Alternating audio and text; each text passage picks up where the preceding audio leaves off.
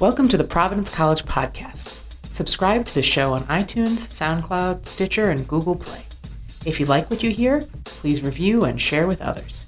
Email podcast@providence.edu with questions or comments. Go Friars. Hello and welcome to the Providence College Podcast. I'm your host, Matt Chittum. I am joined by our producer and PC videographer, Chris Judge, class of 05.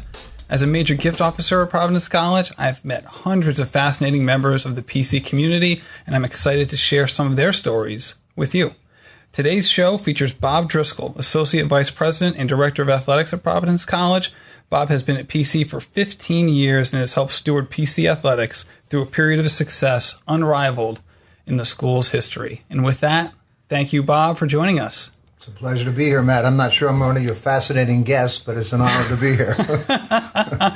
Well, I think, given your position, it's obviously very outward-facing. People who follow Providence College, specifically Providence College athletics, know you and probably have heard you speak in a variety of different ways. And I think this is a great way of kind of peeling back the layers and getting a good look at what you do on a day-to-day basis and how you view the college landscape in PC in particular. However, before we get into that, as a D3 athlete, you played hockey and hockey and baseball.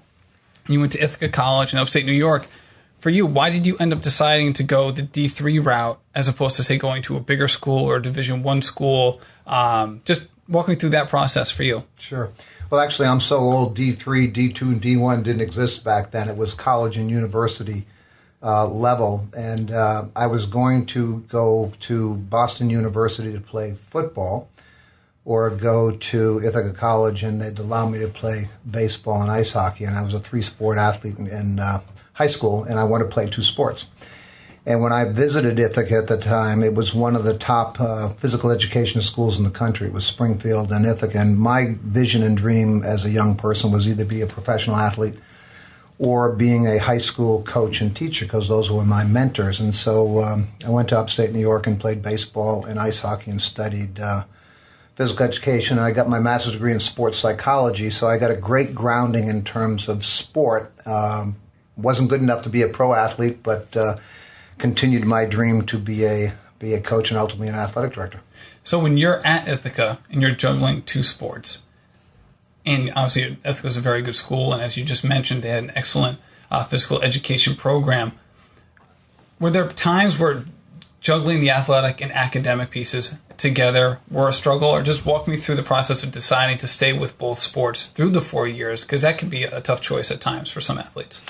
I wasn't a great student coming out of high school. I was a really good athlete, but grew up in a working class family. My dad fought in World War II. My mom cleaned houses. My dad was a truck driver. So no one in my family had ever been to college. So when I got there, I was intrinsically motivated to be successful because I didn't want to let the people down that invested in me. So I was really, really disciplined. I mean, I had my fun, trust me, but I went to the library every day. I worked out 2 or 3 hours a day. I mean, I was focused and disciplined the entire time I was there because I had a bigger dream. And I think that focus and discipline that I learned through sport is something I've kept throughout my life, and it's why I've been able to do this for 41 years and have some degree of success. So you had this dream of professional athletics or going back and kind of mimicking some of your role models back in high school.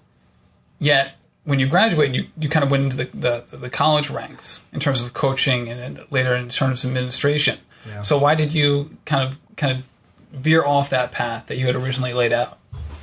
Well, life is fluid, and what's ironic about it is there's these opportunities that are presented to you that you don't think are opportunities at the time. They're disappointments. And I was promised, I was the captain of the team, the leading scorer for 3 successive years, and I was promised the internship to be the GA in the ice hockey program, and they hired a new coach, and they gave that position to his brother, who was a great player at St. Lawrence, and the only GA position left was to be in intramurals and recreation, which I wanted nothing to do with. But ironically, I took that position. It was my first exposure to administration, so I ran the intramural recreation programs as a 21-year-old male. And then when I applied for all these high school jobs, when I got out, there were no jobs available. So the only job that I applied for, that I got an interview for, was the first time intramural recreation director at Union College in Schenectady, New York. And I picked up the phone and called this guy. I said, I'll be there tomorrow. I drove down on a Saturday.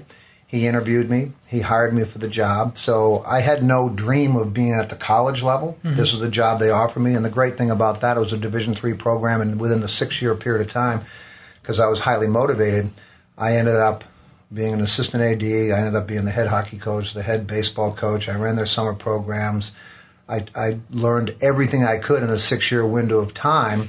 But if it wasn't for that internship at Ithaca, I never would have got the job at Union. I wouldn't be sitting here today.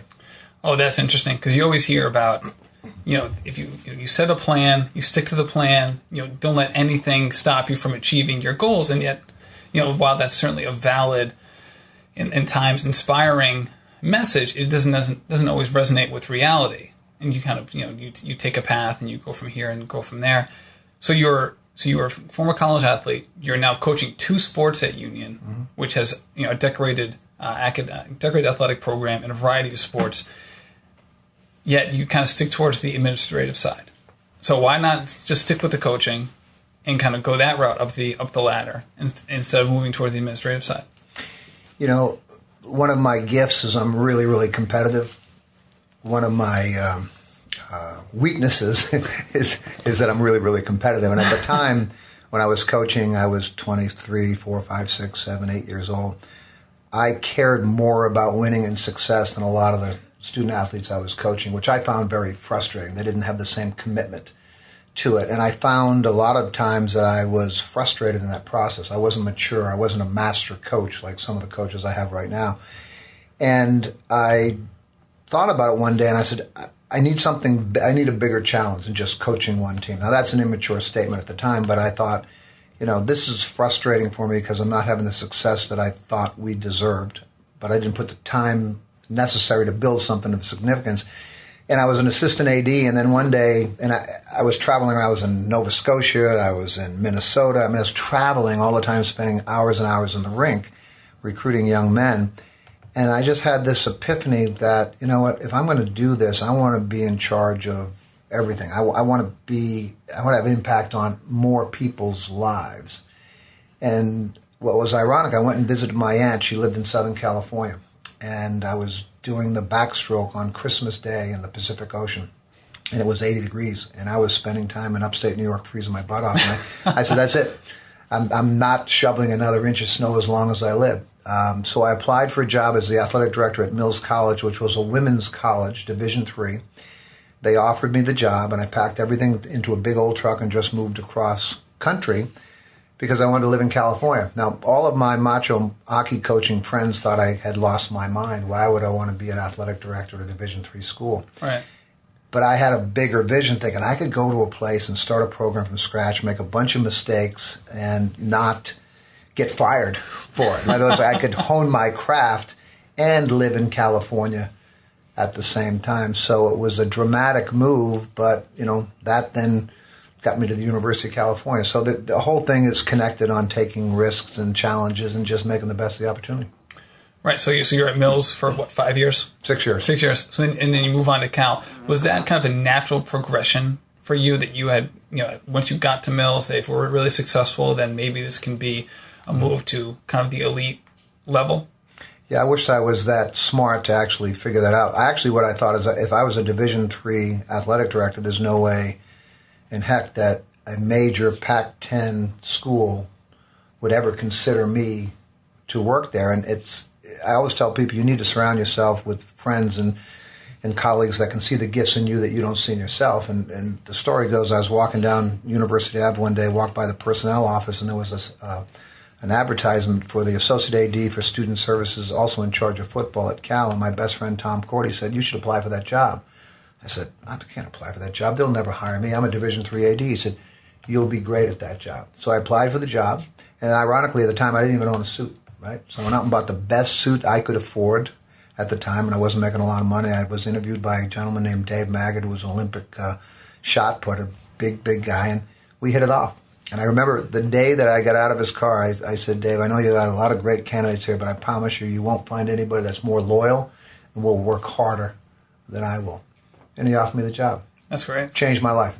So at that point, you went from running the show at Mills to now all of a sudden you have a boss and Yeah. you're part of the administrative team. Was there an adjustment period with that in mind? Because you'd kind of gone from the head honcho within the department to something else. Well, the adjustment was I was scared to death because I didn't want to fail. But I went back to my roots, and you guys as athletes as well, it's like you go out for a team, you look around, you think everybody's better than you are. And they may be, but you go back to saying, I'm going to outwork people. So that same drive that I had when I went to college or I played sports is I'm going to work my butt off to be the best that I can. So there was a lot of fear of not wanting to fail.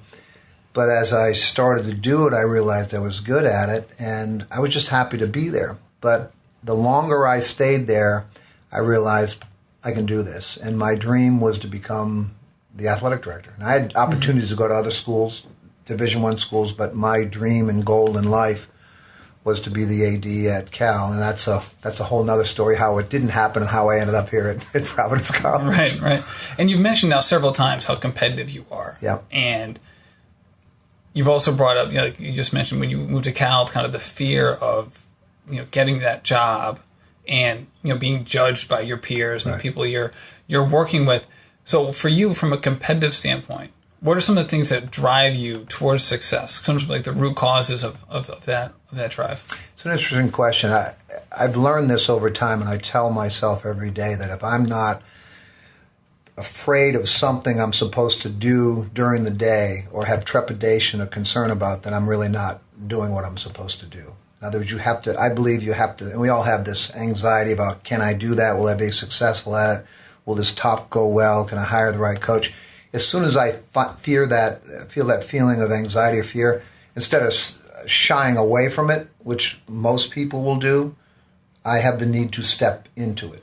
Because when I step into it, I know that once I start the process, I will figure it out. And then once you have some success at that over a period of time, you have the confidence that even if you don't know the outcome, you've got to have the courage to step into it. And that's what I've learned is that, there's always the next level of anything in life. It could be in your marriage, it could be in your relationships, but you have to step into that fear zone and figure it out. So kind of if you're not uncomfortable with some aspect of what you're doing, then you're probably spinning your wheels in some respect? Yeah, well, what I say to myself, I need to be comfortable with being uncomfortable. You think of courageous acts that people make, and people aren't they very courageous? Well, they're still afraid, and they're still nervous, but they have the intestinal fortitude to step in it and do what they need to do during stressful times. Now there comes a level of self-realization with that. Is that something that you've always had? Have you always been able to look at yourself in that manner, or is there kind of an evolution that goes along with that? There's no question there's an evolution, but it starts by modeling successful people. Like I tell people all the time, success leaves clues. So when I got hired at Cal, Dave Magger was one of my heroes. He's one of my mentors. I would watch him. I would model him. I'd watch him how he spoke in front of crowds. I mean, I was scared to death to be a public speaker. And I looked at my boss and I thought, well, he can do it really, really well. I can't do that. So what do I need to do to get there? Well, it's like anything else in life. You have to practice it. So I joined Toastmasters and I worked at it. Instead of, when people asked me to speak, instead of saying, avoiding it, I said I will. And I stumbled, I crashed, I burned. I wasn't very good at it. But over years of practicing and being willing to step into it, you develop the skill set. I wouldn't be sitting here today if I wasn't watching guys and women who had skill sets I didn't have and try to model those behaviors. Interesting. Now that could tie into the athletic piece too. I know you've come across this point, thousands, almost 100,000 of athletes in your time at wherever school you were, and you have that feeling of, as an athlete, of I need to get better.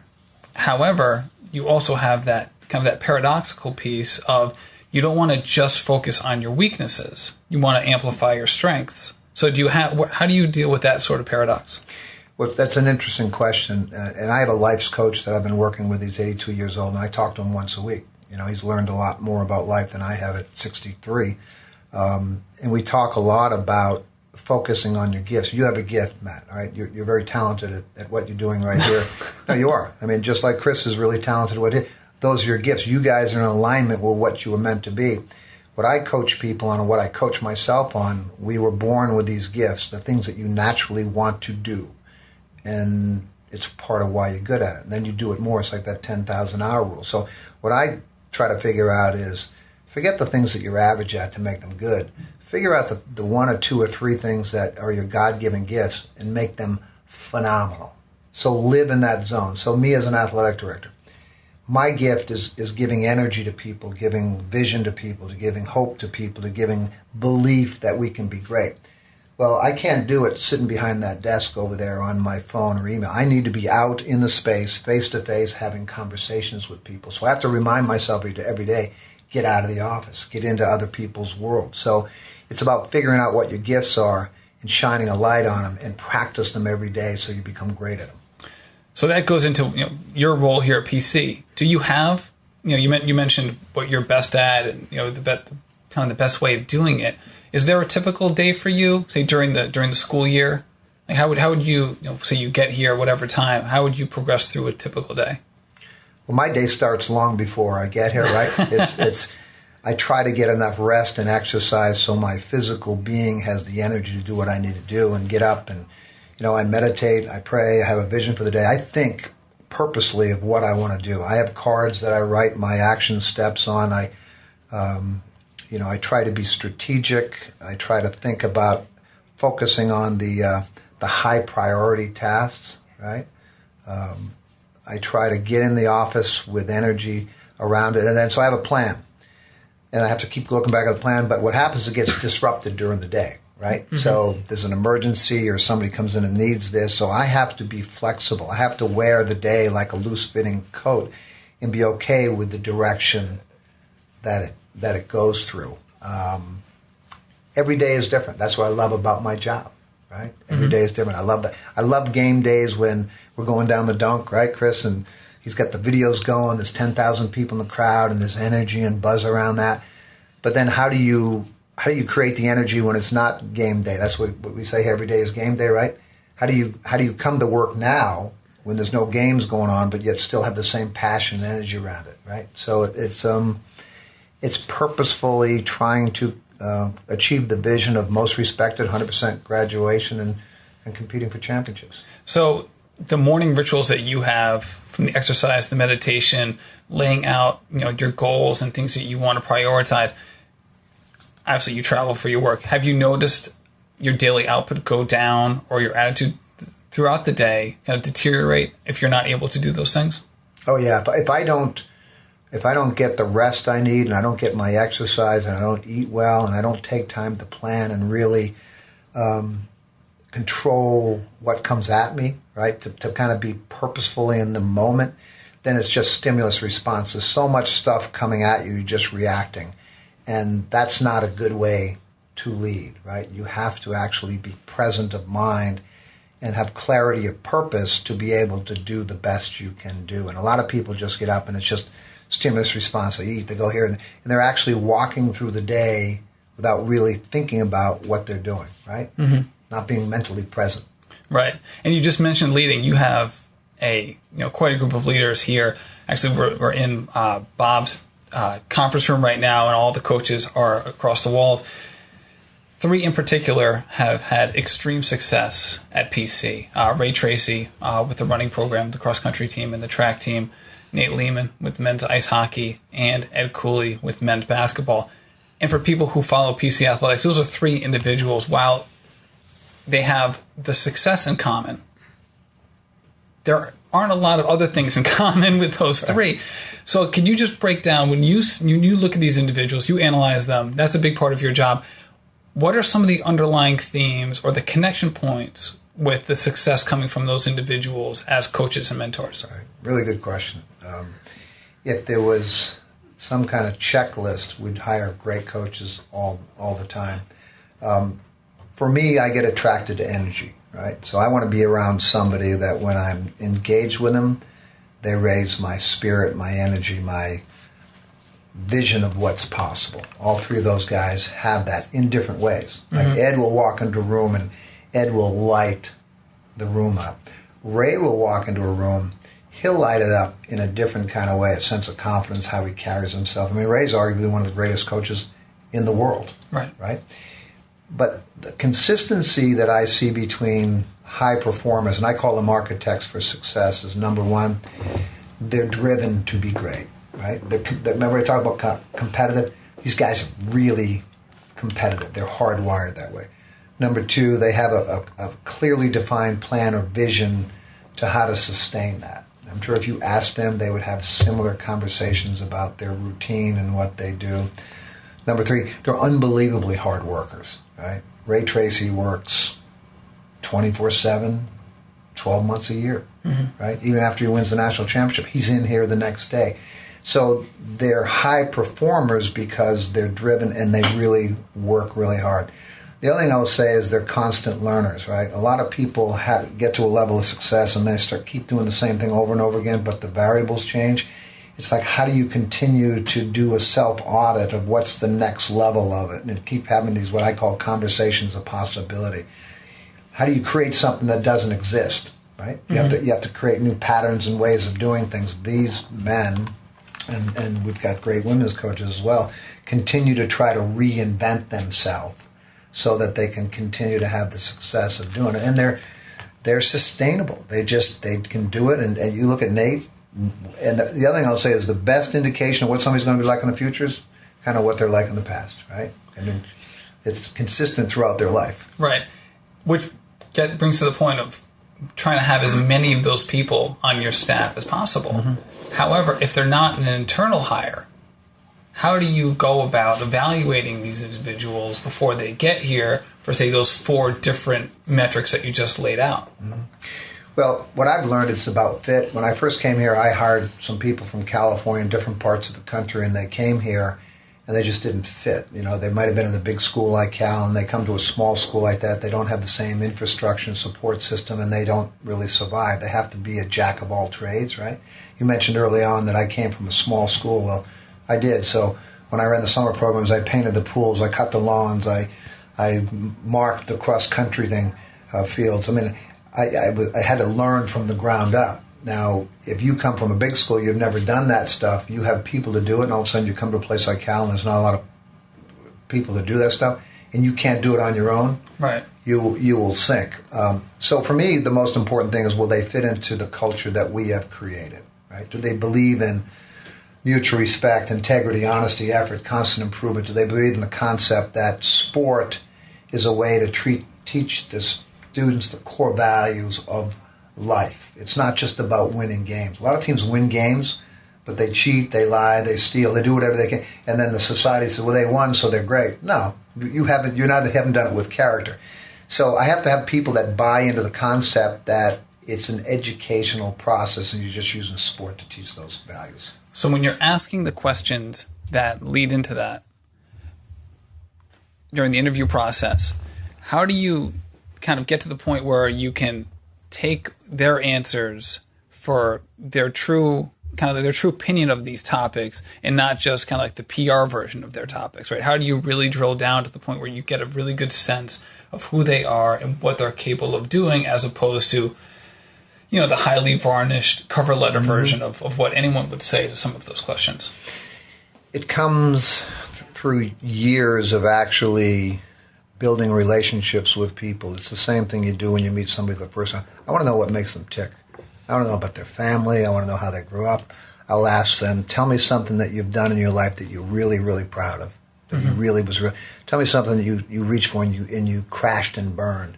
And how did you respond to the bad things in your life? Because the indication of somebody's character is not when things are going well. It's when things go bad. I want to hear about your struggles. I want to know how you came through those. I want to know what you stand for, what makes you tick, what's your life's purpose. Like if you can't articulate to me is why do you do what you do? And I'll ask that of every recruit. I'll say, I had a young lady in there yesterday. I said, why do you play hockey? What do you love about hockey? If they can't articulate that, then they're not connected to what they do. And then for me, it's a gut feel, right? I mean, you know instantaneously, I do, within the first 2 minutes of meeting or having a conversation with somebody, whether there's a fit or not. I'll give you an example. We were just hiring for the women's basketball job. Jill and I were up in Boston. We interviewed 7 people in a private suite. And it was going well. And then in between interviews, I went downstairs to have lunch. And I was sitting there. Jim Crowley walks over, and he was sitting over there, introduced himself to me. And he said, I'm sorry about interrupting your lunch. And I said, no, I really appreciate you coming over and saying hello. And I said, sit down, let's have lunch. We sat there for an hour having lunch, and that conversation was when I knew I was going to hire him. Long before I got upstairs and actually went through the X's and O's and everything else, because there was a fit, there's a connection, there's a philosophical similarity, right? Mm-hmm. That happened. That's why when I interview people, I usually take people out to dinner or lunch. It's a relaxing time frame. So for me, it's about do I admire, like, and respect them? Do I want to be around them? Do I want to take them to dinner? Do I respect them as a man or a woman? So those are the things I look for. Well, that's great, and obviously it's worked out. Some of the recent successes you've had, I don't want to go through the full list because we'd be here for the next hour, and this would be the most boring podcast in the history of the Providence College Podcast. But just very recently, 2012, women's cross-country team was second in the national championships. 2013, they win it. 2014, men's basketball wins the Big East Championship. Men's soccer wins the Big East Championship. They go to the Final Four. 2015, men's ice hockey wins the national championship. And Emily Sisson wins the indoor and outdoor 5K national championship. At the end of that period, you're actually named the AD of the year in Division I. So just a huge amount of success recently. But as you just mentioned, that's usually the byproduct of overcoming some sort of failures. So for you, what has been a hurdle that you've cleared, that you have a lot of pride in how you handled that situation and have come out the other side better? Well, that was 15 years in the making, right? Remember, we talk about what's key to success. It's consistent behavior over a long period of time and having the mental will and toughness to get through the difficult times when a lot of people lose faith in you and so forth. And I can remember vividly, I think it was 2007 or 8, when we had that tragic event that happened with a couple of our basketball players beat up a student on campus, and it was just an awful, awful thing to go through. And it so went against all of my core values of, most respected program in the nation. It got a lot of bad national publicity, and that was a heartbreaking moment for all of us. And I felt that personally because I was responsible for the program. And at the time, we had a different coach in the basketball program, and I just didn't have the confidence that the student athletes we were recruiting and or the values that they were living by fit what I stood for and what the college stood for. And so, we had to make some tough decisions, and morale was really down, and there was a long way up, but we had to stay positive and have the courage to make those decisions. And a lot of schools won't do that. You can look at Baylor and they'll try to sweep those things under the rug, but that's not what I and Father Shanley stands for. So that was, I think, a defining moment. I'm sure my credibility as a leader was suspect on the outside. I don't think it was internally, because I think my staff knows what I stand for. But to me, that was a courageous moment for all of us. And what's ironic about it, when there's a breakdown, there's an opportunity for breakthrough.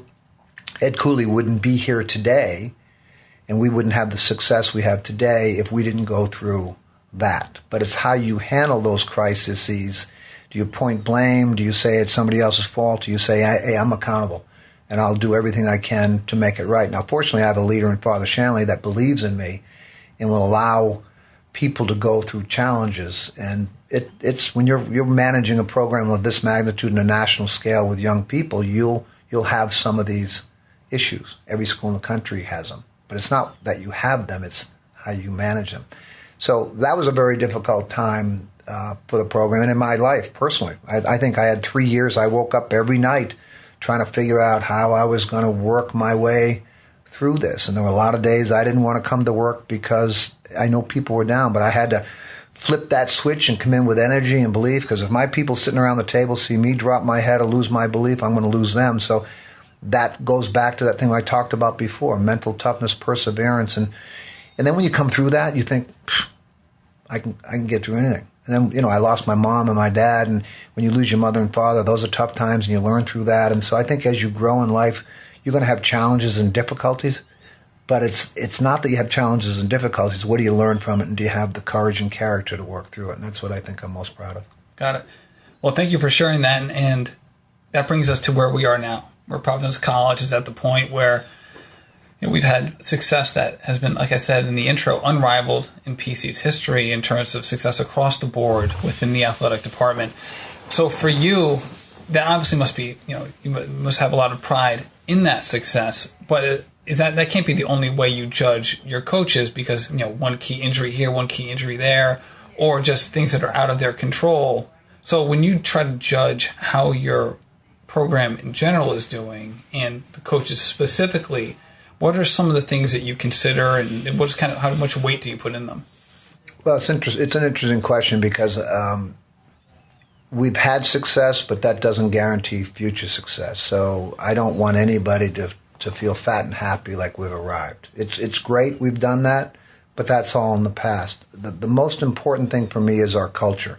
Are we living up to our honor of being most respected? Are our student-athletes graduating? That's something I want to continue to do. I want students to be in the community. I want them to help raise money. I want them to be ambassadors. I want them to have great GPAs. I think our GPA is 3.2, which is the highest it's ever been, 91% graduation. That's most important to me. And I want to win. I want to be successful. So moving forward, we're kind of at the base of the mountain. Some of them have scaled to the top, but we need to get the others to the top of the mountain. So we're having dialogue about, so how do we do that? Well, it takes great coaches, and we've got great coaches, but it takes resources, right? We need to raise more money. We need to have basketball success so it has a trickle-down effect.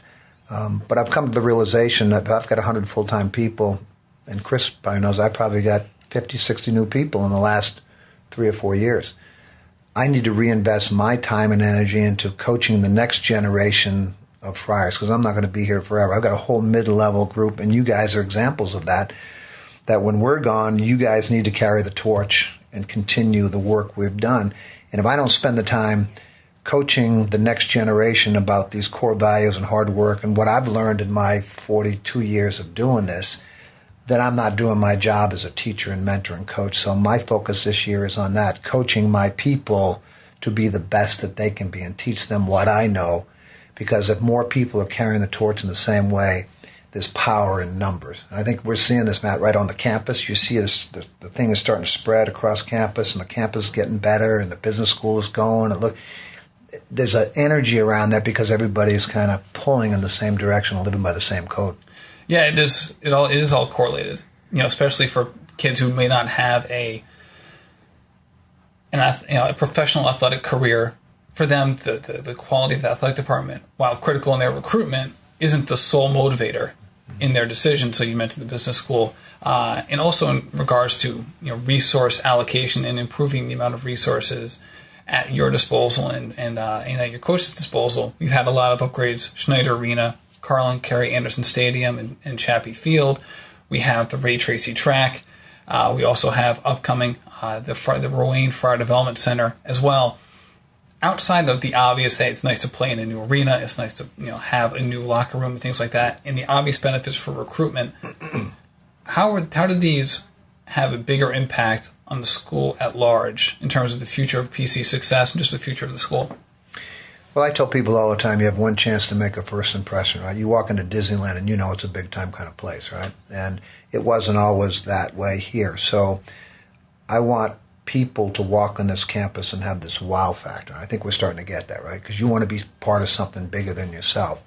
So the goal for me, at least in athletics, is to continue to grow that and make it the best at our level in the country, because it really doesn't stop. I mean, maybe the next thing is we put a bubble on a facility so you can actually play year-round. Can we raise the money to fully fund the program so there's the right number of scholarships in all of our programs?